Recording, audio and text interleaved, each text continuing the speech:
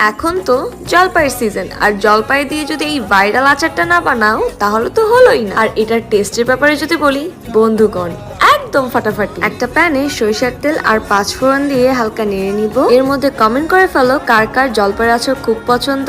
আমার কিন্তু বেশ ভালো লাগে। এখন এর মধ্যে জলপাইগুলো দিয়ে দিব, আর জলপাইয়ের গায়ে কিন্তু অনেকগুলো দাগ কেটে নিয়েছি। এখন এর মধ্যে অ্যাড করে দিব পানি, আর দেন এর মধ্যে অ্যাড করে দিব চিনি। ভালোভাবে নেড়ে জলপাইগুলোকে এখন বয়ল হতে দিব কিছুক্ষণের জন্য।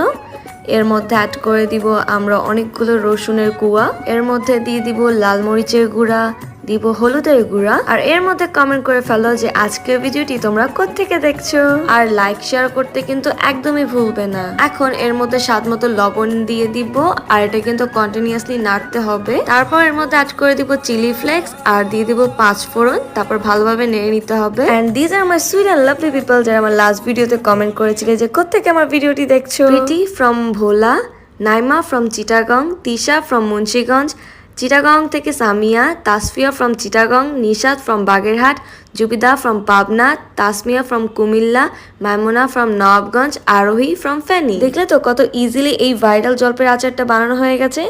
আর এটার টেস্টের ব্যাপারে যদি বলি, গাইজ একদম ফাটাফাটি।